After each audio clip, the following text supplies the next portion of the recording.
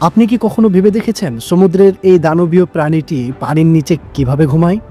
যেহেতু নীলতিমি আমাদের মতো স্তন্যপায়ী প্রাণী, তাই তাদের শ্বাস নেওয়ার জন্য পানির উপরে আসতেই হয়।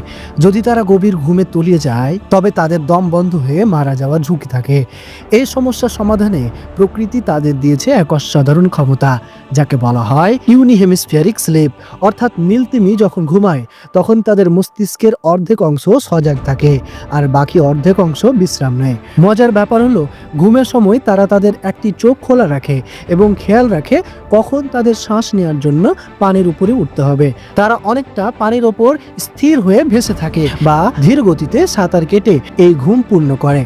পৃথিবীর সবচেয়ে বড় প্রাণী হওয়া সত্ত্বেও তাদের এই সতর্ক জীবনযুদ্ধ সত্যিই এক অবিশ্বাস্য রহস্য। সুবহানাল্লাহ। আপনি যদি চ্যানেলে নতুন হয়ে থাকেন, তাহলে চ্যানেলটিকে অবশ্যই সাবস্ক্রাইব করে আমাদের পাশেই থাকবেন। ধন্যবাদ।